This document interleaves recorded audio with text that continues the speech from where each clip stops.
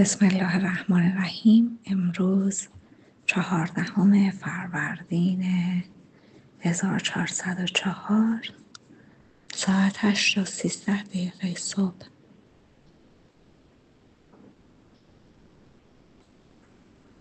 آگاهی عظیمی که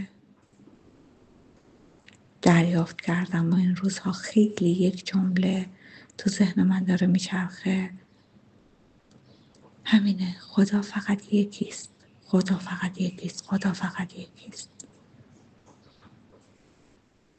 خب همه ما میدونیم ما یه دونه خدا داریم، چیز عجیبی نیست.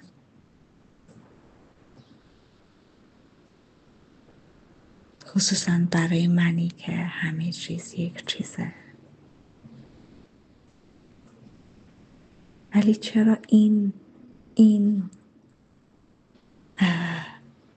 جمله، این عبارت همش تو ذهنم میچرخه؟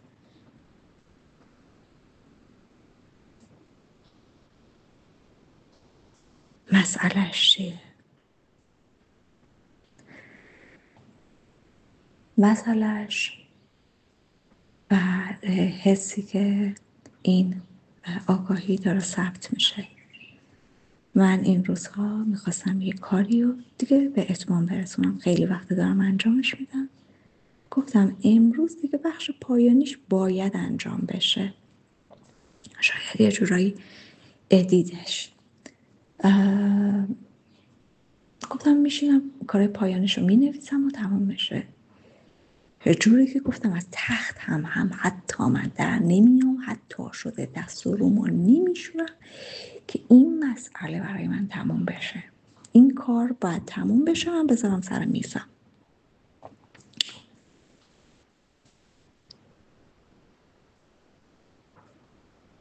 به قول گفتنی من انسان محدود، ناچیز، هیچی دارم برای خودم تصمیم میگیرم.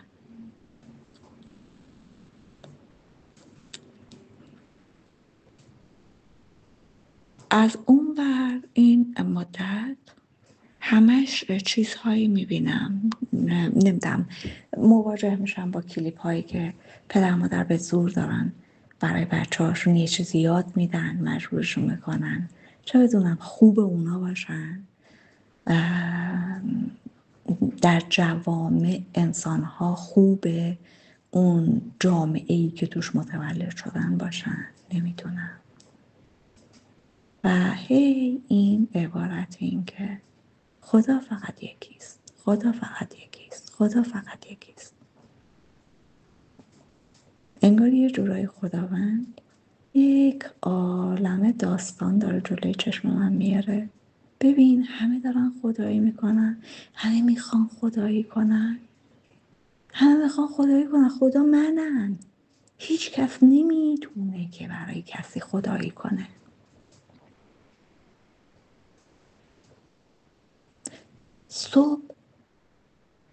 صبح وقتی بلند شده بودم که نمیدونم، قرار بودم 5 صبح بیدار شم. الان این فایل رو دارم ساعت 8 دارم ضبطش میکنم. من نمیدونم که چند ساعته که به لحاظ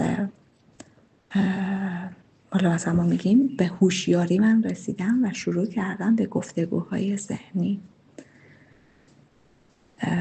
طبق عادت روزانه که صبحها آدم با خداوند خودش صحبت میکنه، راز و نیاز میکنه،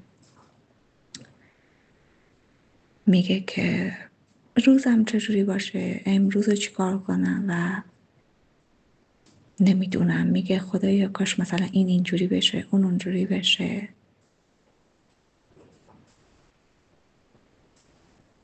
یا چرا این اینجوری نشد، چرا اون اونجوری نشد. امروز من تا جایی که یادمه میدونم داشتم صحبت میکردم این بود که خدایا چرا اینقدر این کار داره طول میکشه. من کارهایی که انجام میدادم مثلا، حالا من که هیچ، این چیزی که من هیچ، همه کارا رو خودت برای من انجام میدی، نفسم خودت میکشی، قلبم خودت میده، همه کارا رو خودت داری میکنی.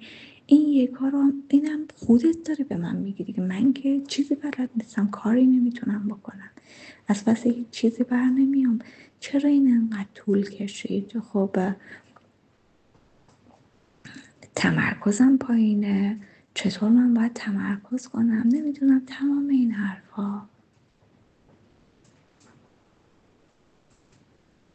و خداوند توجهم رو اینو برد که آفرین، داری مسیر رو درست میری، سوالایی که میپرسی درسته. دقیقاً مسئله تمرکزه. گفتم خب باید این تمرکز رو باید بیشتر یاد بکنم. گفتم خدایا کاش این تمرکز رو من تو بچگی یاد گرفته بودم. گفت آفرین، چه سوال قشنگی، چه حرف قشنگی. دقیقاً من شما رو اینجوری خلق کردم. بچه ها رو ببین چه جوری ساکت با یه چیزی ور میرن، اونو دارن تمرین تمرکز میکنن. خودتو یادت بیار بچگیاتو. همین الان هم میبینی یه دفعه کسی خلوتتو به هم میزنه، چقدر عصبی میشی. بچه ها وقتی خشمگین میشن هی گریه میکنن و پدر مادر هیچ چیزی متوجه نمیشن، به خاطر اینکه پدر مادر هی میخوان براش خدایی کنن، هی سر اونو گرم کنن. سر اون گرم هست، اون داره مسیر درست انسانیشو میره. از لحظه اول انسانهای قبلی باعث، یعنی میگه خداوند اینجوری به قلبم می آورده که میگه خدا منم، من جهان هستی رو خلق کردم، بر تمام جهان هستی منم. بازی چیه؟ بازی عشق. شما معشوق منید و من عاشقتونم. بازی تسلیم، بازی رام شدن معشوق برای عاشق.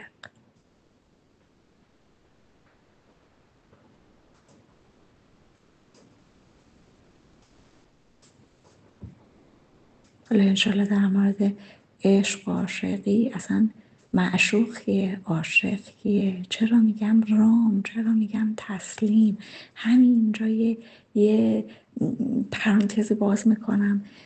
جریان چیه؟ دیدید یک، حالا زن و من بگم، بعدم در مورد چیزهای دیگه هم میگم.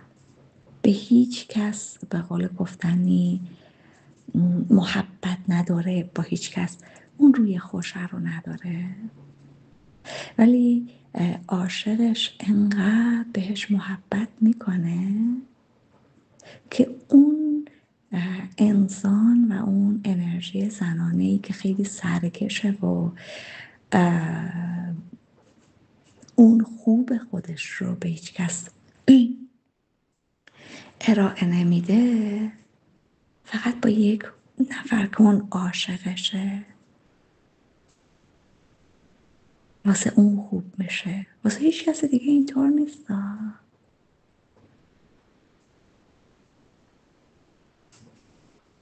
به قول گفتنی رام عشق اون میشه، تسلیم عشق اون میشه. ما جز به عشق، جز به آره واقعا جز به عشق ما نه رام میشیم نه تسلیم. هر چقدر که قدرتمندتر باشیم این مسئله قوی تره. شاید این موجود ضعیفه به در نخور با زورم بخواد رام بشه، ولی دیدین موجودات وحشی، حتی انسان‌هایی هم که خیلی قوی هن، با هیچ قدرتی رام نمیشن، حرف گوش کن نمیشن، تسلیم نمیشن.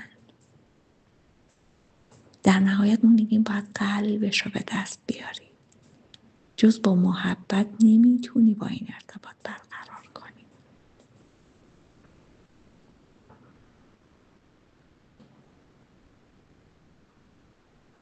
پس اگر موجودی همینجا بگم موجودی راحت چه بدونم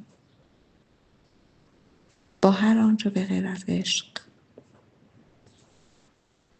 و عشق واقعی، یا حالا اینکه عشق چیه، نه یک کلام، نه یه چه بدونم فراهم کردن غذا. هر کس دنبال غذای مجانی باشه تو دام میافته. عشق فراتر از این حرفاه. خداوند گفت منی که انسانها را وارد این بازی عشق و عاشقی کردم، جهانی سراسر نعمت، در بد به ورودشون 2 حامی زن و مرد گذاشتم، حامی عشق مادی و عشق معنوی که اونا بیان حمایت کنن. و این عشق اولین مسئله در امنیت ما در کنار خداوند. ما وقتی خودمون رو به خداوند میسپاریم ما در امنیت همه جانبه هستیم. همون مسئله‌ای که میگم خداوند یک چیز است و همه چیز یک چیز است. من حالا انشالله اون فایل رو نمیدم گفتم یا احتمالاً گفته باشم، اینکه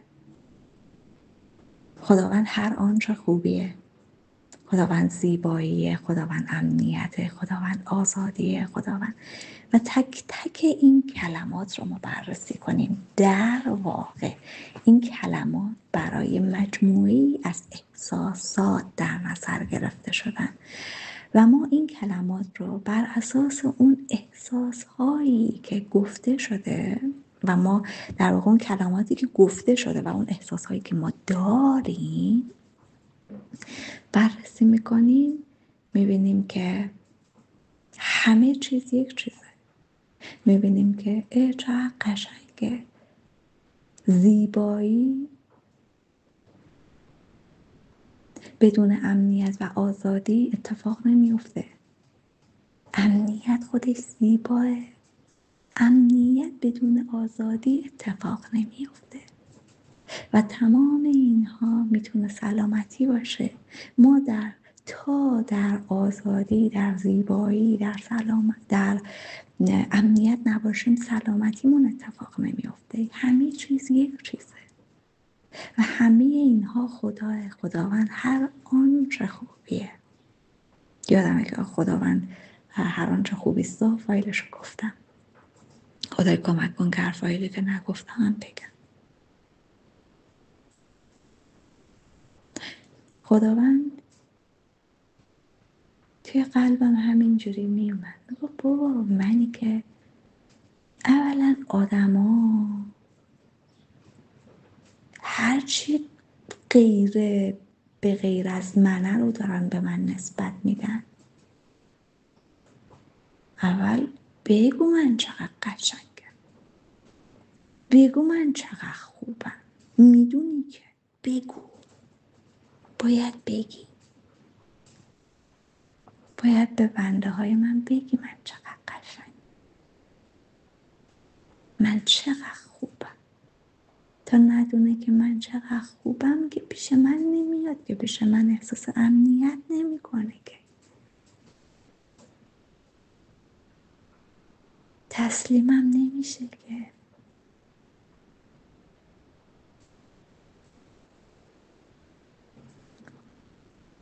بعد بگو خدا فقط منم. چرا همه اون انسانهای قبلی که خودشون خواستند عشق رو تجربه کنن،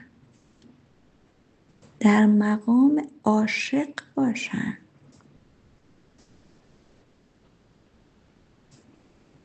تا معشوقی از جنس خودشون بهشون بدن که حمایتش کنن، عشق بازی رو باز در مرتبه‌ای بالاتر یاد بگیرن. میان برای بچه ها خدایی میکنن، اینجا برو اونجا نرو. تمام کارهای اشتباهی که خودشون به هیچ جا نرسیدن و بیا اینا رو یاد بگیر، اگه یاد نگیری دیگه بدتر. خشونت هر آنچه غیر نوره به اون میدن و من هر چقدر روحهای جدید رو میفرستم. چون ببینید بازی شروع شد، بازی خیلی رودتر داره پیش میره.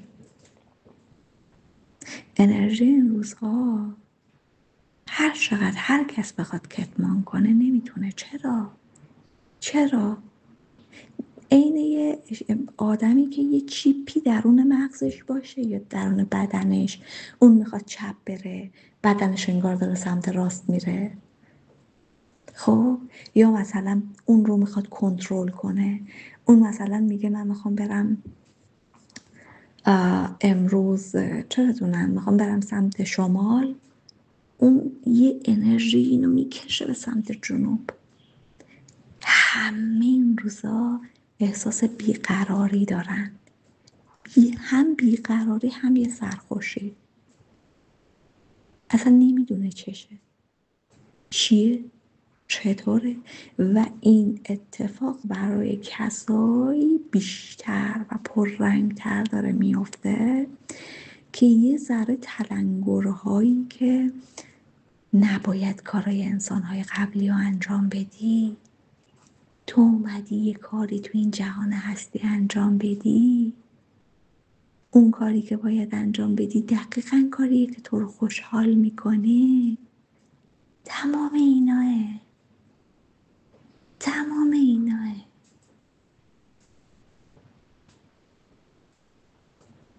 خداوند ما رو خلق کرد، گفت یه جهانی سراسر نعمت و برکت برات مهیا کردم.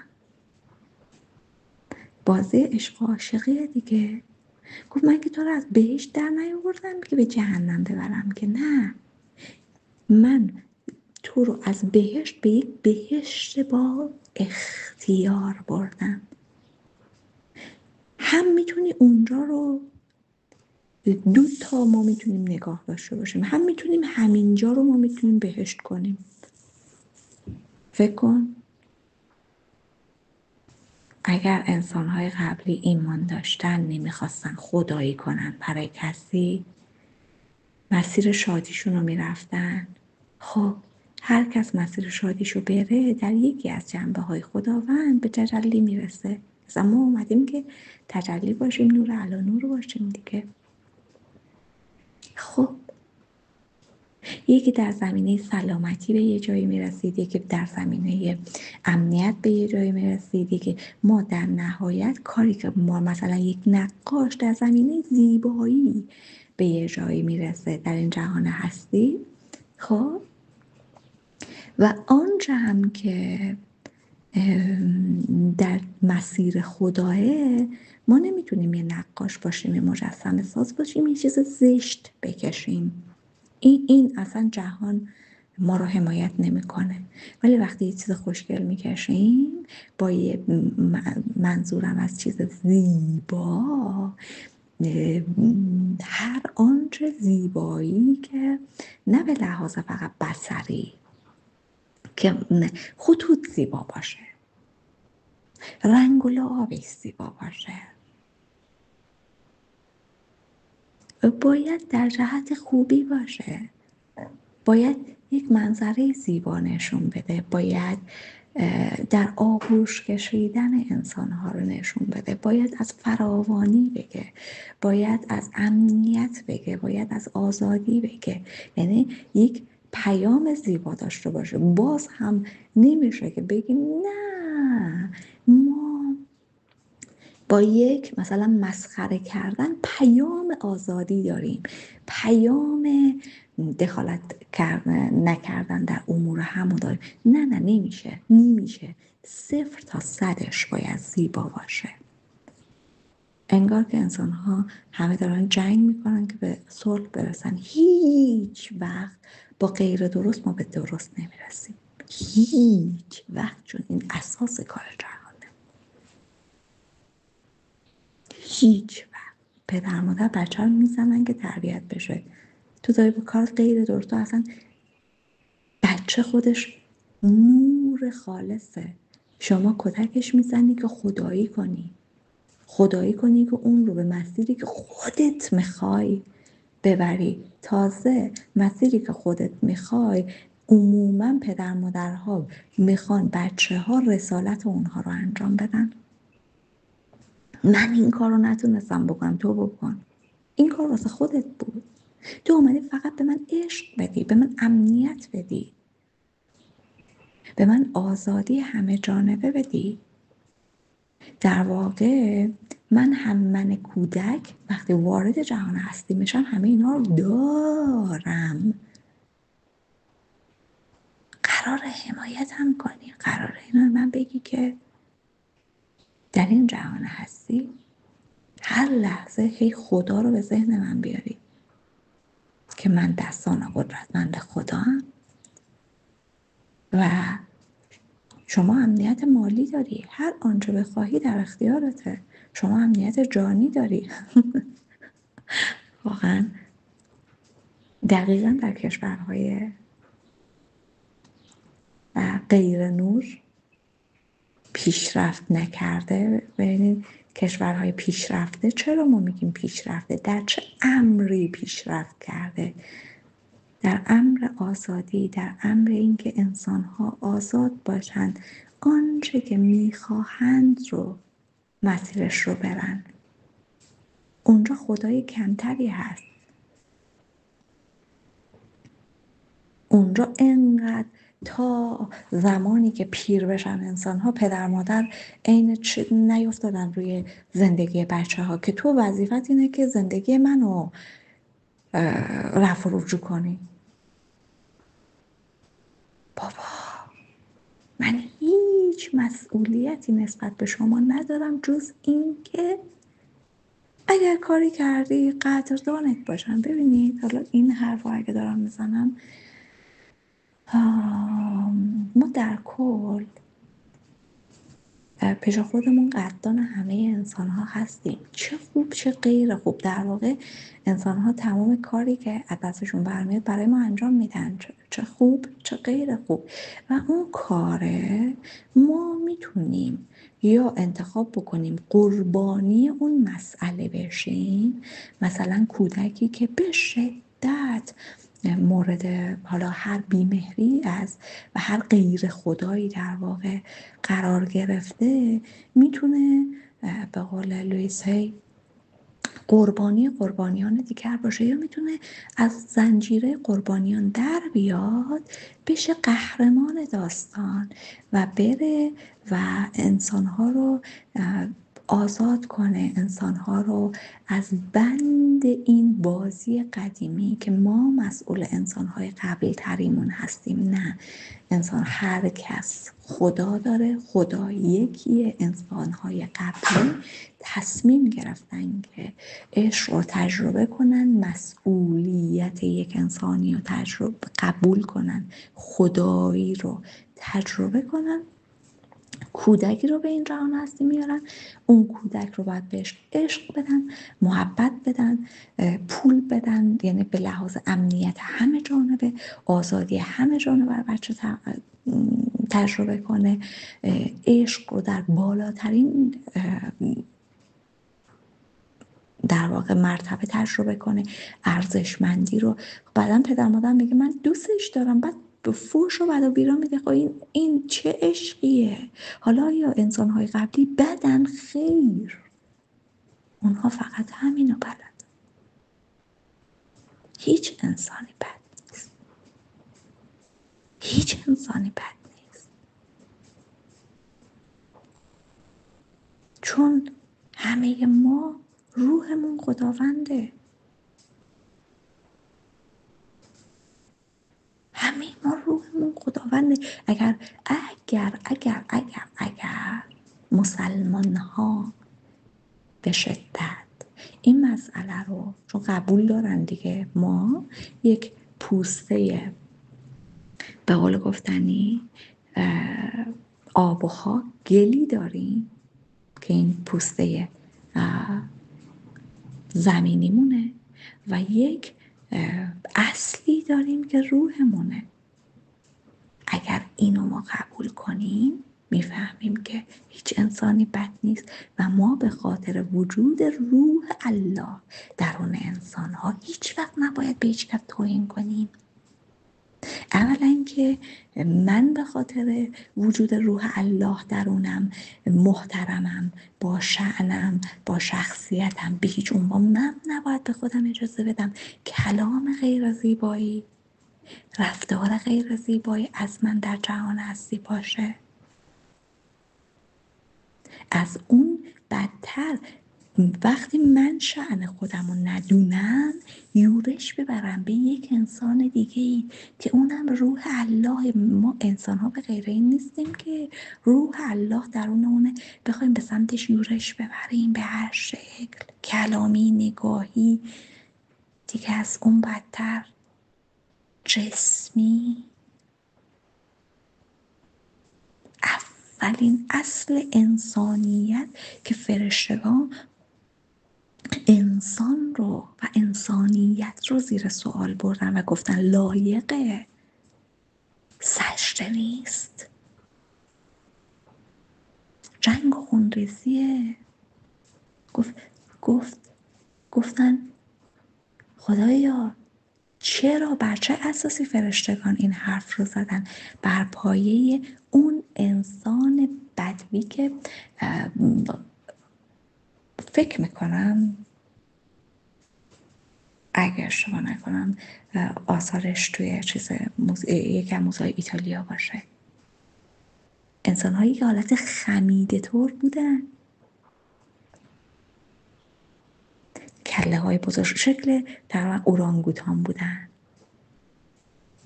اونها انسان حیوان بودن، انسانی که چرا خداوند میگه نه این انسان روح من درونه؟ اون اسماء الهی رو میدونه. اسماء الهی چیه؟ هر آنچه خوبیه. این کلمات خیلی عظیمه.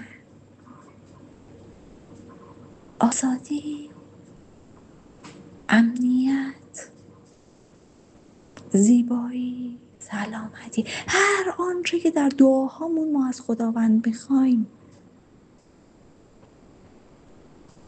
خداوند هم اسمه، هم فعله، هم فاعله. خداوند همه چیزه. ما از پولدار پول میخوایم دیگه، خداوند پولدارترینه. خداوند خود پوله. خداوند خود پوله. خداوند خود زمانه. خداوند خود مکانه. خداوند به خاطر همینه که خداوند میگه برای من معنی نداره تو ذهن زمان و مکان داری چی، چطور، کی. من خودم همه اینا هم. انگار که مثلا یه انسانی خودش نجاری بلد باشه، لوله کشی بلد باشه، آهنگری بلد باشه، چی. خب یه انسانی میاد میگه که بیاید 4 دیواری من میخوام بسازم اینو، مثلا چند وقته من تحویل میدی؟ بعد این یه حساب سرانگشتی میکنه میگه که 1 ماهه. بعد میگه که نمیشه که شما طراحیش بکنی، چه بدونم پیشو بریزی، آجرچینی بکنی، او با لوله‌کش برنامه‌ریزی کنی، اون کی جواب بدش، اون بعد کی بیاد، بعد نمیدونم گچکار کی بیاد، بنا کی بیاد. بعد میگه بابا همش من خودمم. اونی که بلد نیست نمیتونه متوجه بشه این داره چی میگه. میگه من همش خودمم. حالا این در یه مثال خیلی ناچیزه. من همش خودم میخوام انجام بدم. این زمان منم، مکان منم، زیبایی منم، سلامتی منم.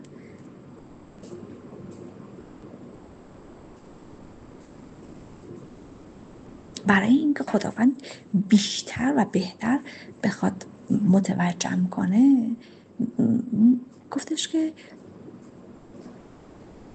ببین مثلا شما مسلمونین دیگه، خب برای مسلمان ها کی مهمه؟ مهمترین زمان ماه رمضان دیگه. میگین درهای نمیدونم آسمون به روتون باز میشه. و شما چی کار میکنین؟ روزه میگیرین چی کار میکنین؟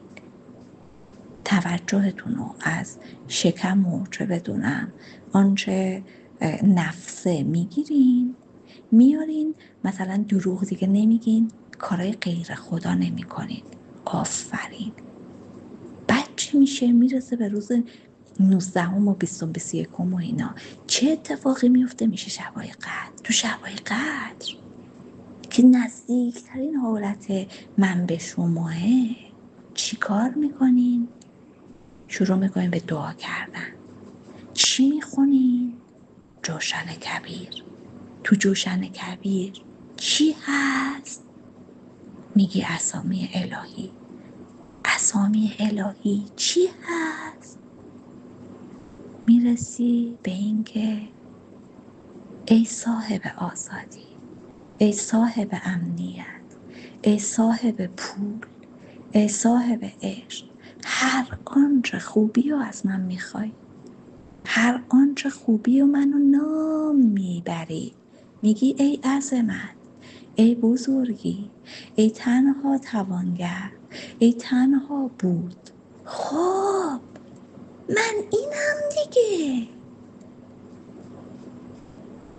هی خدا خدا خدا خدایی که هیچ معنی نداره که نمیشه که. من هر آنچه خوبیم و جهان رو بر پایه هر آنچه خوبیست بنا کردم و خداوند فقط یکیست. حالا شما، بنده شما رو وارد جهان هستی میکنم. چجوری؟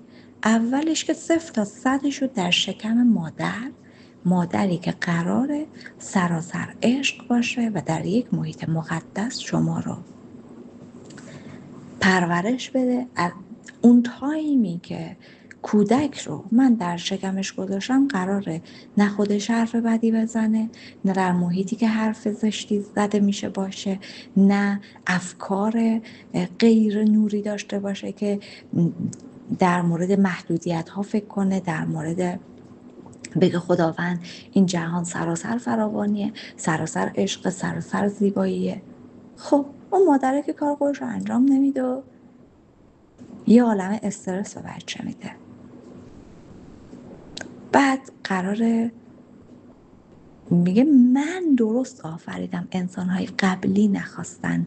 این بازی انسانهای قبلیه و اختیار داری وقتی وارد جهان هستی شدی یا بازی انسانهای قبلی رو قبول کنی یا چشتو باز کنی بگی یا خدا این همه جهان سراسر نعمت و برکت، هر دقیقه هم که من تو قلبت دارم باید حرف میزنم که یا به حرف من گوش بدی.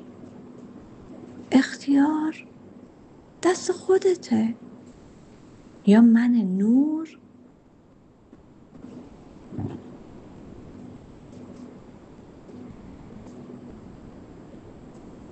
یا باور کنی غیر نوری وجود داره، چون تاریکی وجود نداره که. ما چیزی در جهان هستی به اسم تاریکی نداریم. مثلا ما بگیم ما یه قلمبه تاریکی، مثلا نه، تاریکی حاصل نبود نوره. تاریکی یک توهمه و در واقع هر آنچه غیر خداست یک توهمه، توهمی از نبود نور.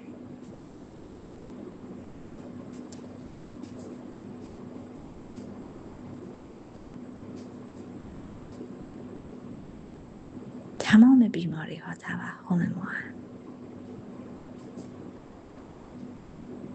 بیماری ها از نبود سلامتی با رفتن بیماری ها برای ما اینه که شکل گرفته. نه، ما در واقع سلامت بودیم از اول. ما چون کارهایی که انسانهای قبلی میگن، دیدی بچه‌ها چقدر نسبت به غذاهایی که انسانهای قبلی بهشون میدن مقاومت داره، نمیخورن. میگه مگه من باید 24 غذا بخورم؟ مگه من این غذاها رو باید بخورم؟ من چرا باید سبزی بخورم؟ هر جا بچه گوشت میبینه میدوه میره سمتش. چون تا حالا به بچه کباب دادی؟ نه از این کبابی که 1000 تا ادویه بزنی بچه احساس کنه اون آشغاله ها. نه، گوشت، نمک و گوشت تازه، گوشتی که بو بده نه. هر چیزی در شرایط درستش. به ما گفتن آب اگه به دمای جوش برسه چه بدونم تبخیر میشه، نمیدونم اگر آب در یک سطح داغی ریخته بشه تبخیر میشه. نه، این در شرایطیه. شما همین الان یه دونه مایتابه روحی معمولی رو بذارین خیلی داغ بشه، خیلی مثلا چه بدونم 5 دقیقه روی گاز بمونه، روی شعله روشن. بعد چه اتفاقی میافته؟ شما به اندازه نصف استکان کمتر 1/4 استکان کوچولو آب بریزین توش. آب همینجوری این روغن، نمیدونم اینش چی بگم، همینجوری روش میمونه، قل میخوره میره این بر، قل میخوره میره اون بر.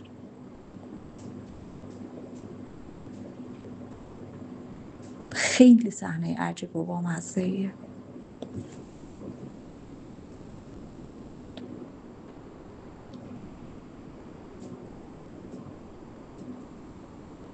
اگر مثلا میگم فلان آزمایشو کردم فلان شکل، در یک شرایط خاص ما هر کاری رو در هزاران مدل میتونیم جواب بگیریم.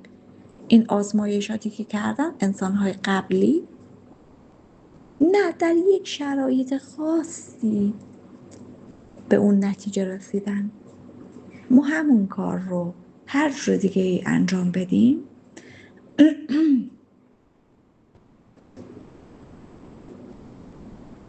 نتیجه ها متفاوته.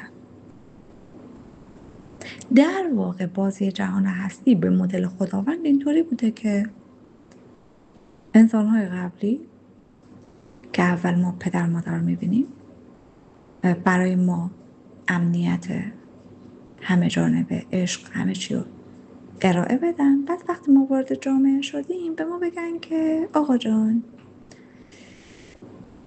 ما تا الان این دستاوردا رو داشتیم، ما در این شرایط اینو آزمایش کردیم، این جواب رو گرفتیم، نمیدونم اینا رو فهمیدیم، تا الان ما اینا رو فهمیدیم، شما ببینید چی کار میکنید، چه جور خوشحالی. یادتون باشه کار غیر خدایی نکنید، دروغ نگید، دزدی نکنید، به حقوق هم واقف باشید و هر کی مسیر شادی خودش رو بره. هر کس و به شدت حریم خصوصی در مسیر خداوند بدون در نظر گرفتن حریم شخصی ما نمیتوانیم موفق بشویم. حالا این اصل بوده، اساس بوده. اگر انسان‌های قبلی میدونستن همینا رو به بی نهایت بیشتر از دستاوردهای درستی که تا الان داشتن میرسیدن، ولی اونا نمیدونن.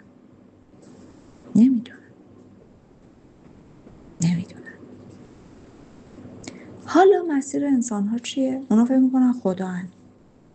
خیلی اصلا میگن پدر مادر خداه، بدتر دیگه میگن معلم خداه، این خداه، اون خداه، حرف همه رو باید گوش کنی، تو باید راه ما رو بری، تو باید اون چی که ما اشتباه خودمون به اینجا نرسیدیم ما انجام بدیم، باید چند سال زندگی تو بریم مدرسه و یه عالم اطلاعات اشتباه به درد نخوری که در جهان فعلی به درد ما نمیخوره رو حفظ کنی که چی بشه؟ که بشی بچه خوب من. ما اومدیم که بنده خوب خدا بشیم، نه بچه خوب کسی، نه فلان شهریه چه بدونم کسی، فلان ملتی جایی، نه. حالا جالبه که گفته میشه مثلا یه نفر توی دهاتی به دنیا آمده، یه نفر چه بدونم، و این تو سراسر جهان ها. من اصلا این که دارم فارسی صحبت میکنم منظورم به ایران و ایرانی نیست.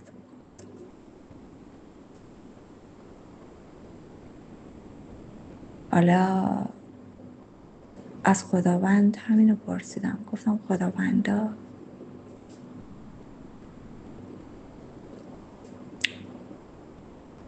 ببینید من با همین زبان فارسی هم کلی کشمکش دارم. چرا؟ به خاطر اینکه به نظرم مثلا این زبون مادریمه دیگه. من خیلی از کلمات رو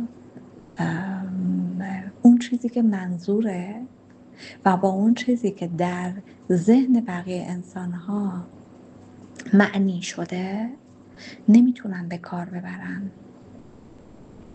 من منظورم یک چیزی از این کلمه، در واقع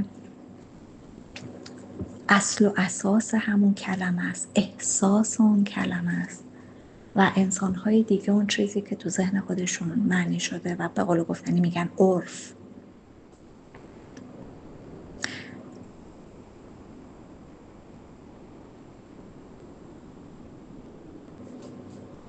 این اطلاعات یا در واقع آنچه که خدایی که از هر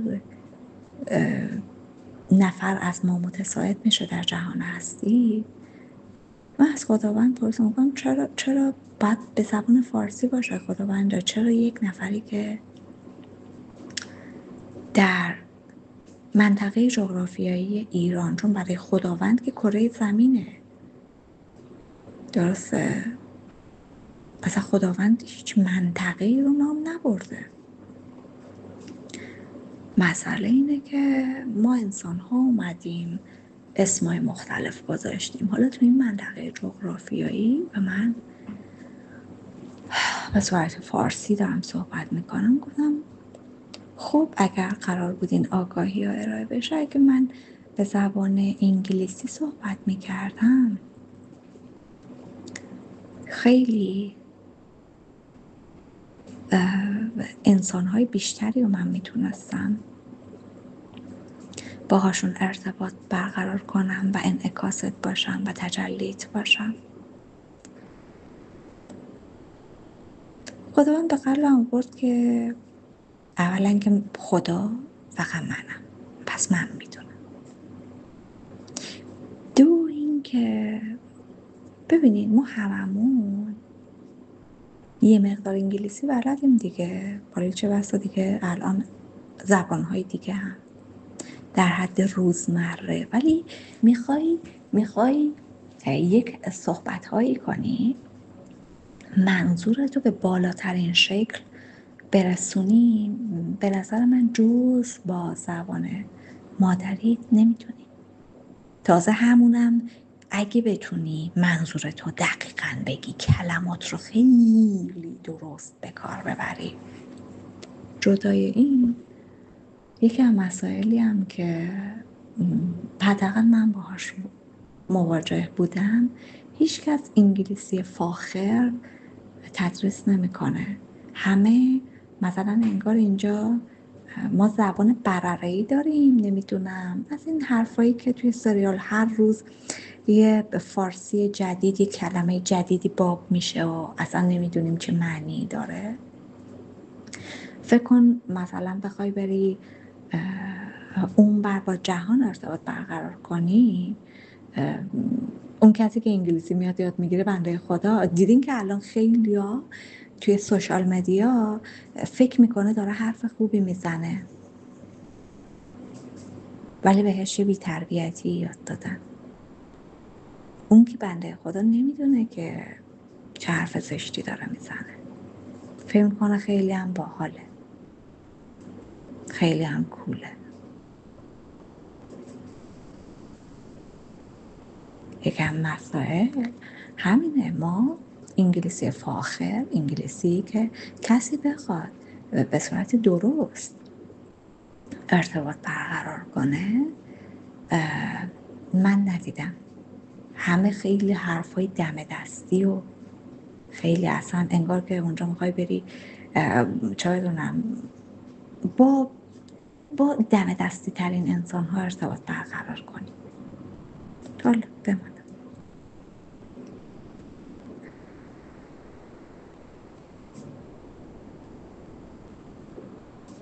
بعد خداوند به قلبم آورد که تنها جوابی که من میخوام بهت بدم اینه و اینو من یه ذره شاید معنی اولیش رو متوجه شده باشم، ولی در واقع منتظرم ببینم جریان اصلی چیه. خداوند فرمود آفتاب از شرق طلوع میکنه، نور از شرق جاری میشه.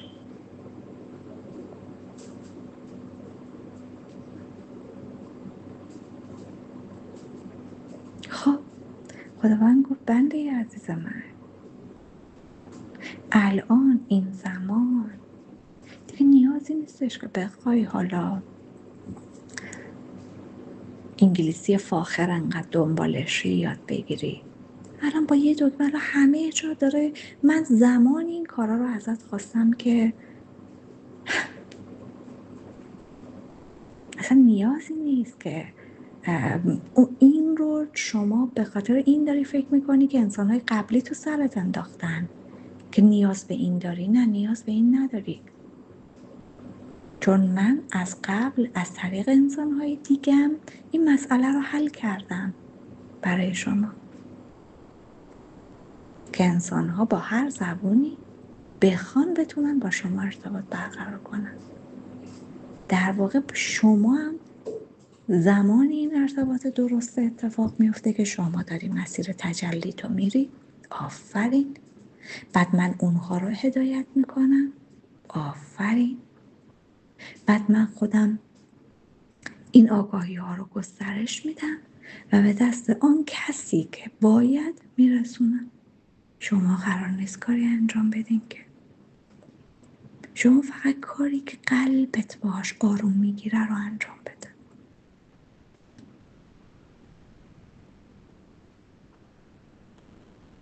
گفتیم چشم.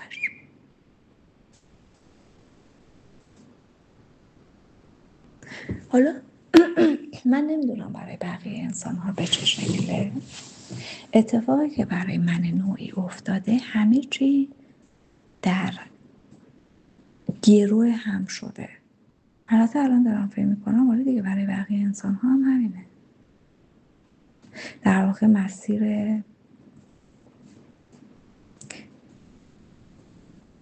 من اول چیزی که برام خیلی مهمه مسیر سلامتیم بود دیگه و هست و همه این کارا هم به خاطر همونه.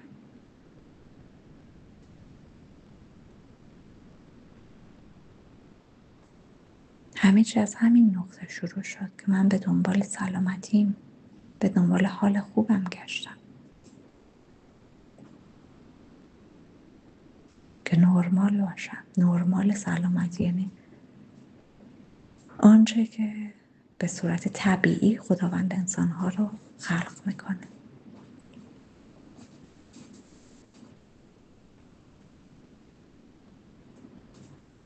از همونجا مسیر خدای من شروع شد تا به الان.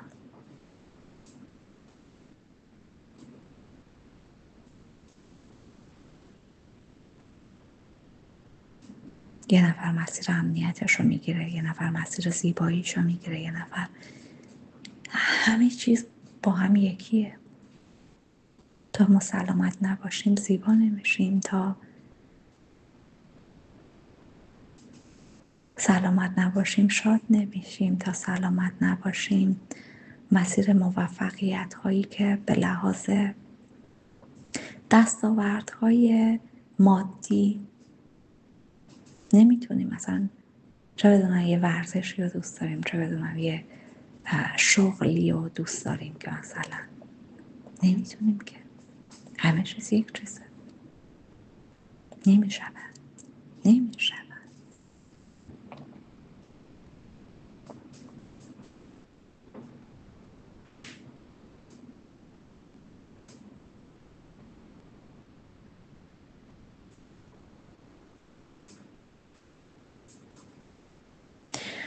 این روزها که بیقرار شدیم هممون، خداوند میگه خدا فقط منم، هیچ کسی نیاد این وسط خدایی کنم،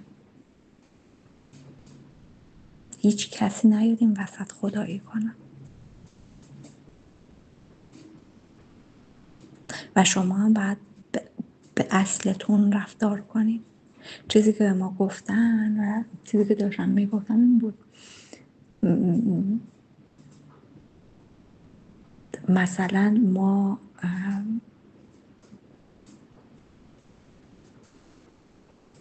چه بدونم توی یه دهات مثلا هر جایی به دنیا آمدیم، تو آفریقا به دنیا آمده باشیم، میگه تو چرا به اصلت رفتار نمی کنی؟ نمیدونم اگر توی ایران به دنیا آمده باشیم، میگه تو چرا به اصلت، جدای این که باید مثل یک ایرانی رفتار کنی، بعد باید مثلا لرستانی باید رفتار کنی، بعد فلان روستای لرستان، حالا من اسمشون نمیدونم، باید طبق اونها هم رفتار کنی.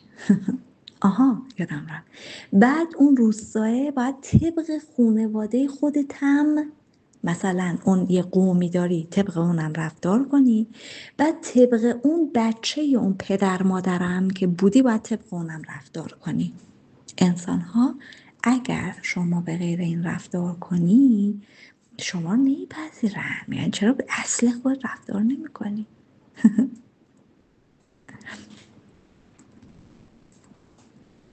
اگه ما مثلا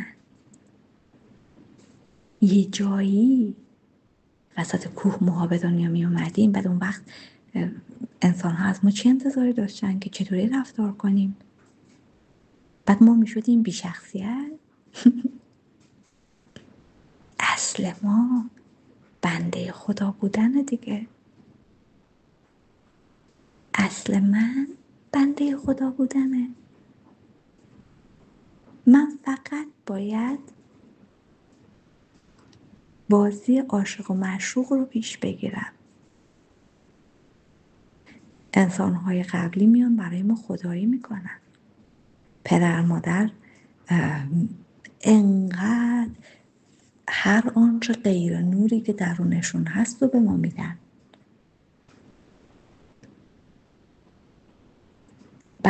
بعد خودشون آروم نمیگیرن و فکر میکنن چون اونو در خواب عمیقن دیگه، میبرن ما رو تحویل مدرسه میدن، میگن بیا اینو تربیتش کن. بعد جامعه میاد به زور ما رو تربیت کنه. تو چرا اندازه سنت رفتار نمی کنی؟ تو چرا اندازه دیگه چی از ما میخوان؟ تو دختری یا پسری اونجوری رفتار نمی کنی؟ تو پسر فلانی هستی، دختر فلانی هستی، چرا اونجوری رفتار نمی کنی؟ بعد ما واسه فلان دهاتیم، تو چرا بنا به دهاتت رفتار نمی کنی؟ ما فلان شهریم، ما مال فلان روستاییم. تو چرا به لهجت بی‌اعتنایی کردی؟ تو به کشورت بی‌اعتنایی کردی. من آدم بنده خدا باشم. به خاطر همینه که انسان ها وقتی یک نفر رو پدر مادرش رو نمیدونن که اول میپرسن که تو چند سالته، که میخوام برات خدایی کنن. خب معلومه که دیدی وقتی نمیدونن دختری یا پسر روانی میشن نمیدونم باید چجوری با ارتباط برقرار کنن، چجوری برات خدایی کنن.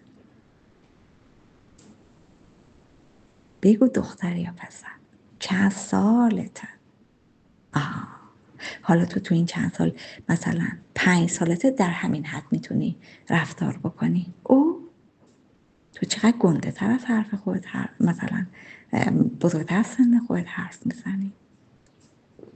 حالا بچه ها خود نورن دیگه، بچه ها در آگاه ترین حالتشونن.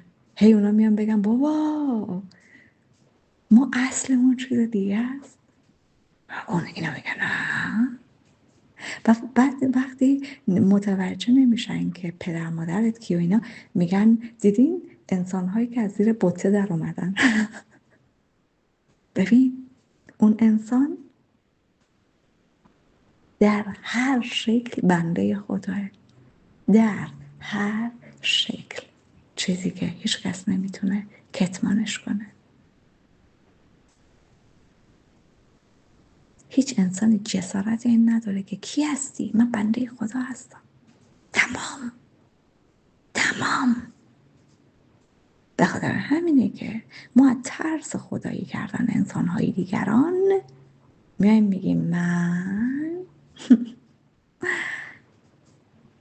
اینقدر سنمه ولی این شکلی هم. حالا افتخاراتمون، افتخارات انسانی، ما عوض این که افتخارات خدایی داشته باشیم، دروغ نگیم، با کسی کار نداشته باشیم، به کسی یورش نبریم، انسانهای شادی باشیم، انسانهای تمیزی باشیم، انسانهای سالمی باشیم، یه عالمه افتخارات انسانی برای خودمون جمع میکنیم.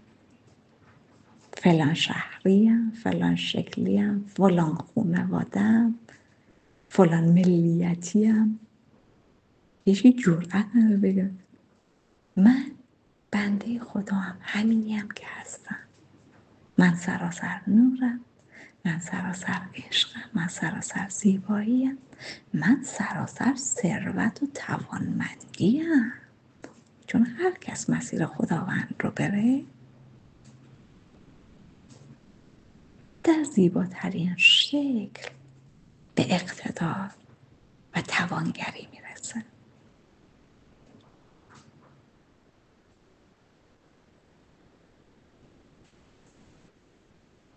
توی فایل های قبلم هم گفتم دربون پادشاه اگه باشی، دربون پادشاه فکر کن زمانهای قدیمه شما دربون یک پادشاهی هستی، بزرگترین پادشاه مثلا جهان، دربونش یا دربون.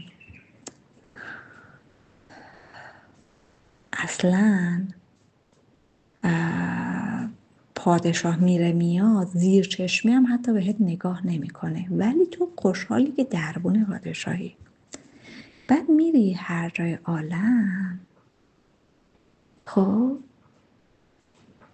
هر کی حرف بزنه به میگی میدونی من کی هستم، میدونی من کی هستم، من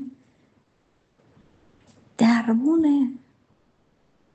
تازه عموما هم دربون پادشاه نمیگه، همین الانم خیلی همین الان این لحظه از اسم پادشاهان استفاده میکنن و هیچ کارن. اصلا بنده خدا پادشاه روحش هم خبر نداره که همچین کسی داره قدرت نمایی میکنه و زورگیری میکنه از طریق اسم فلانی. ولی یک بازیه که توی جهان هستی هست.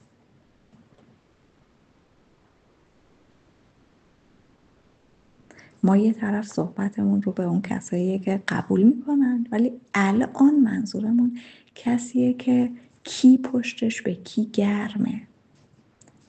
اون درون پادشاهه مثل پادشاه ها میره پیش بقیه انسان ها، آنچنان سینه‌ش رو میده جلو، میگه اگه با من کاری داشته باشین و حرف منو گوش ندین و نمیدونم مزاحمم بشین، پادشاه پدرتون رو در میاره.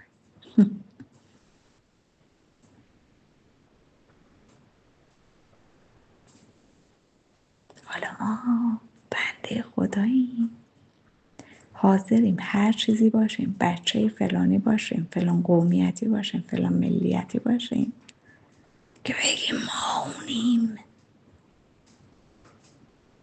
که از انسانهای دیگر کارت آفرین بگیریم و اون انسانهایی که در خواب غفلتن هم ما رو تشویق کنن، هم که با ما به هر حال کاری نداشته باشن، هم به هر حال ما رو دنبال توجهیم. در واقع به قول خداوند دنبال عزتیم. عزت خداوند مستقیم گفته که دست خودم، قربونت برم من، هیچ جای دیگه دنبالش نگرد. تمام سیاستمداران بزرگ جهانم بررسی کن، هر کاری میکنن که دوست داشتنی بشن. ببین انسان ها با قدرت هر کاری میتونن بکنن، میتونن بزنن، بکشن، چیزی رو جابجا بکنن، نمیدونم هر چیزی، ولی نمیتونن دوست داشتنی بشن، محبوب بشن، چون عزت دست خداونده. چون خداوند مستقیم گفته شما از راه غیر نور میتونی، من خودمم، به غیر از من که خدایی نیست که به همه چی میرسونمت. اختیار بهت دادم دیگه، منو میخوای یا نبود منو.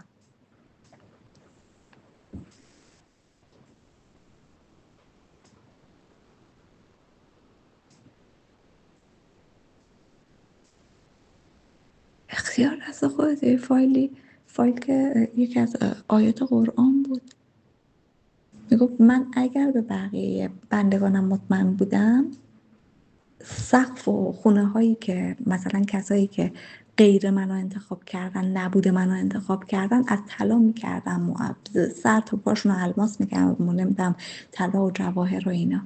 میگفت این یکی بندگان من دچار گمراهی میشن، وگرنه من به اونایی که نبود منو انتخاب کردن میدونستم باید چیکار کنم.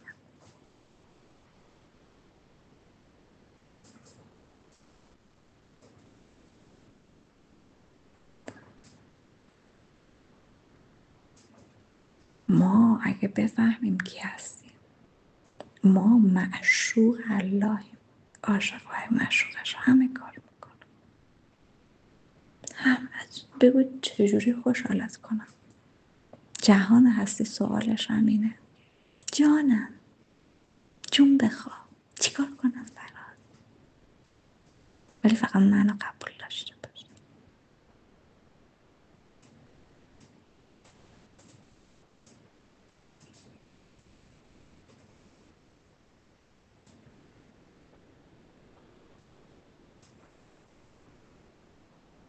یه مثالی خداوند به ذهنم آورد، گفت ببین عاشق معشوق خیلی مثال دست پایینیه ها، ولی هر چقدر عاشق احساس قدرت بیشتری کنه، معشوق گندتری و در واقع وحشی تری و رام نشدنی تری و میگیره، انتخاب میکنه. خب ما انسان ها اصلا رام کسی نمیشیم دیگه، حرف گوش نکنیم. ذات بچه هم حرف گوش نکردن. من برای چی باید حرف تو رو گوش بدم؟ و دقیقا درستش همینه. انسانهای موفق انسانهایی هستن که حرف گوش نکن ترین آدم ها هن. مسیر خودشون رو رفتن. این بچه های بله چشم قربانگو تمام این انسان های ناموفق و به هیچ جا نرسیدن، به هیچ جا نرسیدن و سعی دارن بگن نه ما درست رفتیم و بچه های ما هم باید دقیقا به همین مسیر برن. خداوند هم میگه قربونت برم، من خدا منم، خدا منم. این جهان فقط یه خدا داره.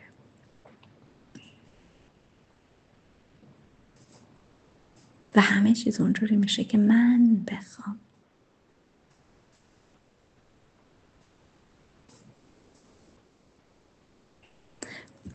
من همونجوری داشتم با خداوند قلبم، خداوند درونم صحبت میکنم. خب خدای پدر مادر باید خب عشق بدن،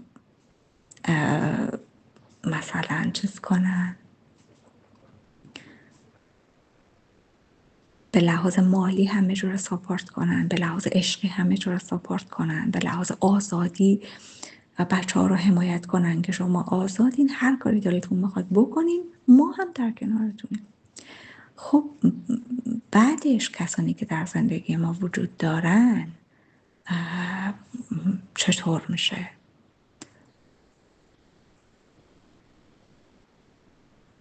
و خداوند در واقع من یک سوال پرسیدم، گفتم خب خدایا حکمرانان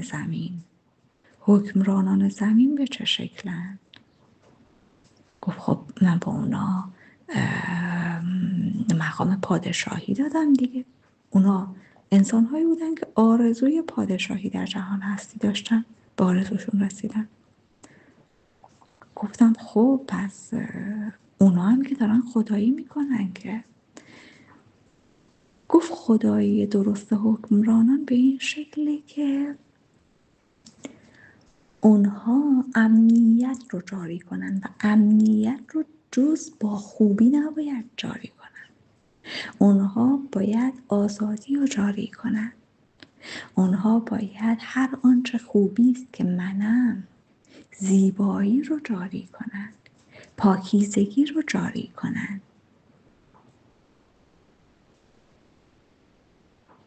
بله، چیزی به غیر از من نیست، اون هم خواست منه. ولی هر کس باید درستش رو انجام بده. و جالبه دیدم توی کشورهای پیشرفت به چه سمت؟ به سمت نور. تو کشورهای پیشرفته آزادی بیشتری هست. در کشورهای پیشرفته امنیت بیشتری هست. در کشورهای پیشرفته ثروت بیشتری هست، سلامتی بیشتری هست، آرامش بیشتری هست، زیبایی بیشتری هست. در کشورهای پیشرفته طبیعت‌هاشون بکره. حالا جالبه کدوم کشورها پیشرفته میشن؟ آیا حکمرانان میتونن کشورها رو پیشرفته بکنن؟ جواب خیر. چرا؟ چون تو قرآن هم اومده قوم یعنی تجمع انرژی هر جا، هر دولت. مثلا چه بدونم، مثلا ما الان توی ایران میگن 80 میلیونیم، دولت با کل بند و بساطش چقدر میشه؟ 80 میلیون 5 میلیون. فکر نمی کنم ما 5 میلیون بیشتر داریم. 5 میلیون کل دولت باشه، نه 10 میلیون بیشتر نمیشه که. یعنی ما 70 میلیون ملت میشیم، 10 میلیون دولت. خب آیا 10 میلیون میتونه به زور برای 70 میلیون تمیزی ایجاد کنه، امنیت ایجاد کنه، زیبایی ایجاد کنه؟ نمیدونم. بعد همون دولت کیه؟ همون دولت آدم فضایی نیستن که بیان توی ملت باشن که. نه، همون دولت همین ملته. یعنی هیچ فرقی نداره. ما یک کلونی هستیم، یک توده، یک جمع، همون که خداوند فرمود، یک قوم. حالا این قوم تا دونه دونه سلولاش درست نباشن، تا دونه دونهشون دروغ نگن، تا دونه دونهشون به هم یورش نبرن، تا دونه دونهشون مسیر نور رو نرن، تا دونه دونهشون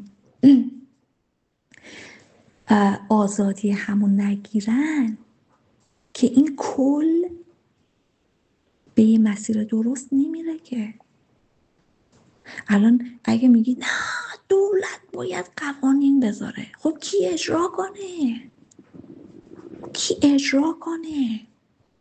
ببین همین الان فکر کنیم که مثلا یه دهاتیم یه فیلم بود سریال بود، چی بود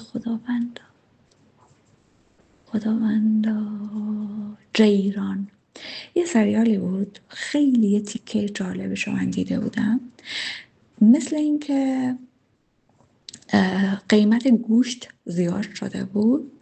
حالا اون شخصی که صدر اعظم نامی، فکر میکنم مثلا میشد وزیر اون زمان دیگه،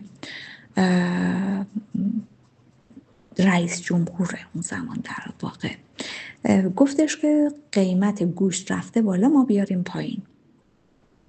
همه رو جمع کرد، هر کس که قدرت اجرایی داشت، خب تا به اون پایین. خلاصه سر اون میز هر کس مشخص شد که ذی‌نفعه. اول اومد گفت بگیریم بزنیم بکشیم فلان شده رو. بعد دید تهش خودش هم ذی‌نفعه. گفت یه جوری رفع و جوش کنیم. ببینید افکار سودجویانه. همین الان ما میگیم مثلا قیمت چه بدونم طلا زیاد شد، دلار زیاد شد، ماشین زیاد شد، هممون خودمون میریم میخریم دیگه.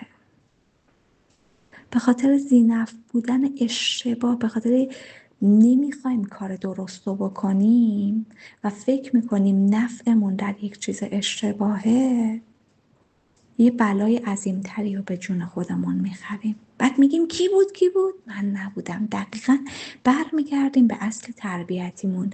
لولو بود، عمو بود، خاله بود، هر کی بود، من نبودم. الان مثلا بدن من مغز من صلاح میدونه که بدن من سلامت بشه. سلول های من هر کدومشون فکر کنید که اختیار داشته باشن. یکی بگه نه بابا من امروز باید این کار رو انجام بدم، من نه. اون یکی میگه نه، میگه منم میخوام. ببین فلان شد همگی ما هم سلامتی میخوایم، ولی هیچ کس در جهت سلامتی قدمی بر نمیداره. همین الان که تعطیلات عیده، همیشه و هر سال ما صحبتمون بشه، میگیم ببین تهران آدم فضایی ها توش نیستن که همه میگن شهرداری کار انجام نمیده، شهرداری اله، شهرداری بله. آقا آدم فضایی ها که نمیان اینجا رو کثیف کنن که. پس چجوره وقتی که ملت عزیز در تهران نیستن انقدر تمیزه که آدم عشق میکنه. احساس میکنید شما در یکی از کشورهای به غیر از ایران، کشورهای پیشرفته هستی. به محض اینکه ملت تشریف میارن میشه در و داغون.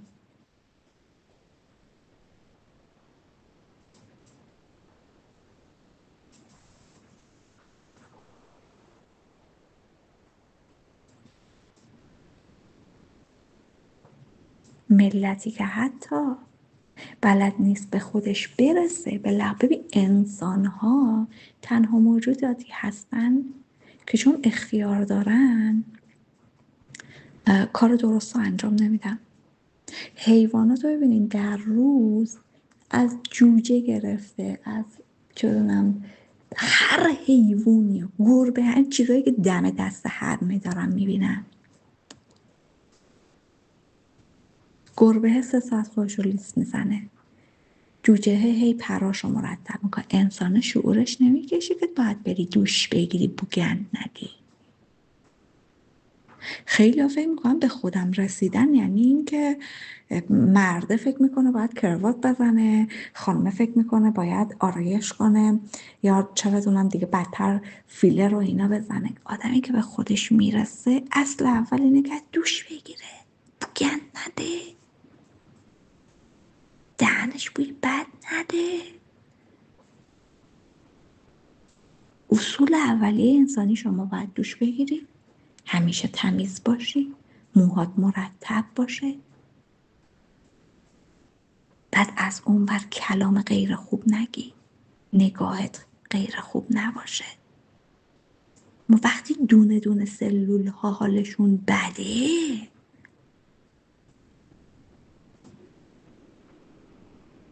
ما نمیتونیم یه کل خوب داشته باشیم. الان مثلا دولت اعلام بکنه که ملت دلار گرون شد نخرین. چرا نوبت من شد نخرم؟ حالا من میخوام سود کنم نخرم؟ کی میخواد اجرا کنه؟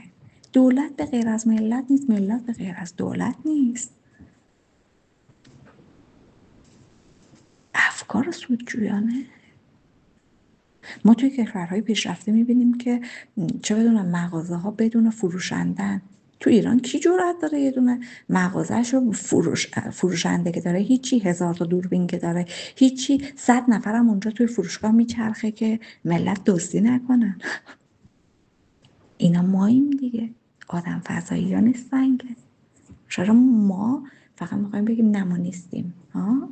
چجوری میشه؟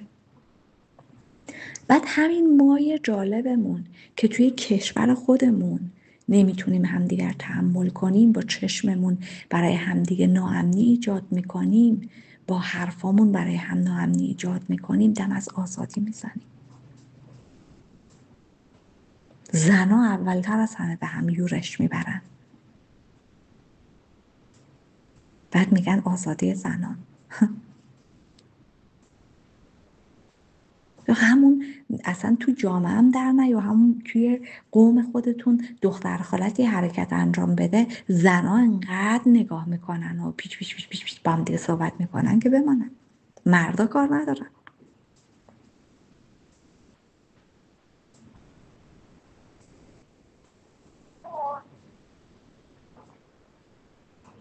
ما خودمونیم دیگه،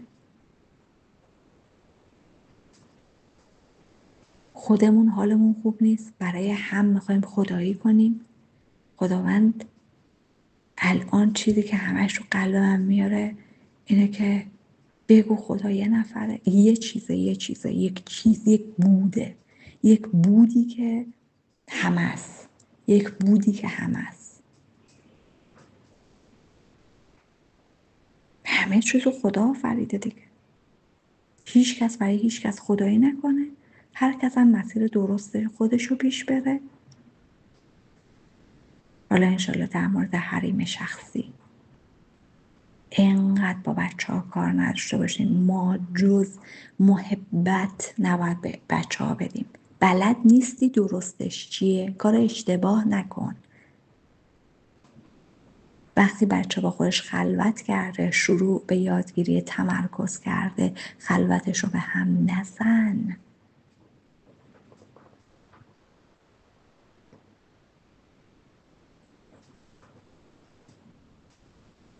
هیچ کس نمیتونه برای هیچ کس خدایی کنه. هیچ قدرتی نمیتونه برای پایین دستیش خدایی کنه. خدا فقط یکیه. ما باید بندگی کنیم. همه ما اومدیم فقط بندگی کنیم. فقط اومدیم بندگی کنیم.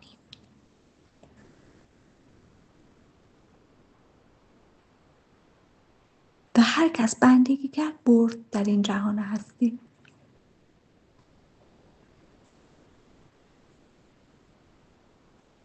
و چیزی که تو ذهنم میاد، ببینید وقتی ما این حرف من و کسایی که قومی قبیله‌ای زندگی میکنن خیلی خوب متوجه میشن. دیدی مثلا چه بدونم خونه پدر بزرگ جمع شدن همه عمه بزرگه یه حرفی میزنه، خب همه میان تو خونه 3 ساعت فکر میکنن، بعضی اوقات 10 روزیه ما میگن میدونی منظور فلان چی بود؟ فلان طور بود. اینو خیلی که قومی قبیله زندگی میکنن متوجه میشن حرف منو.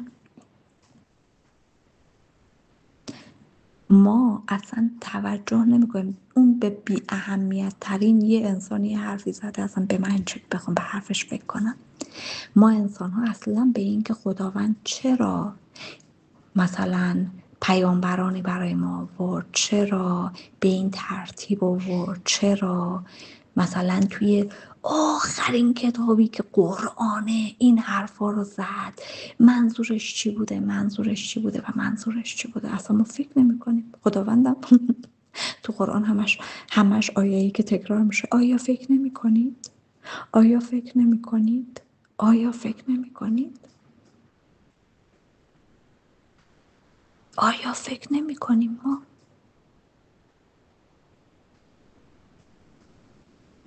که چرا اول حضرت نوح انسان، حالا مثلا خداوند فرمود منو بشناس به بی نهایت، به عمر طولانی، به سلامتی، به جاودانگی.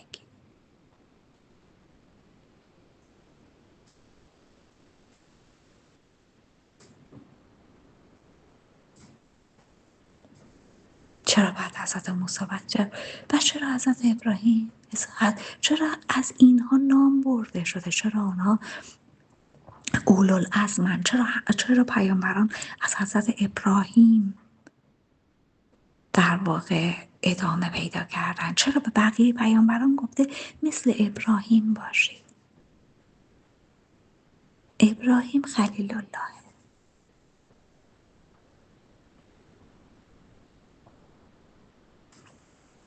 تنها چیزی که به ذهن من رسید اینه که ما از پدرانمون، مادرانمون، از هر آن کس که دوستش داریم و وابستگی، این جوجه‌ای که از تخم در میاد هر کسی رو فکر میکنه خداشه، ما برای خودمون خداهای زیادی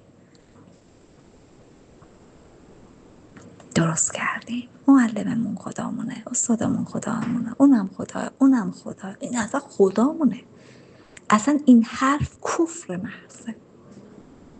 من فکر میکنم اصل اول خداپرستی اینه که عین حضرت ابراهیم اگه بخوایم در مسیر خداوند بریم، تبرامون رو برداریم و بتایی تو ذهنمون رو بشکنیم. هیچ کس خدا نیست. چون بعدا ما میگیم خداوند اینه، چون فقط خداوند خوبه دیگه، فقط خداوند خوبه. بعد پدر مادر که یه اشتباهی میکنن ما به پای خدا میذاریم، نه خدا فقط خداه. استادمون یه اشتباهی میکنه به پای خدا میذاریم، میگیم خدا اینه نخواستیم، نه خدا فقط خداه، این یه بنده است فقط، تو اون رو برای خودت خدا کردی.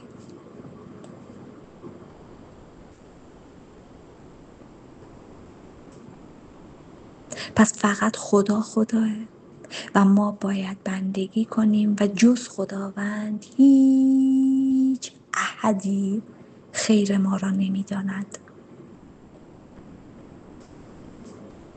انشالله توی فایلی که دروغ بزرگی به عنوان خیرخواهی این رو کامل توضیح میدم.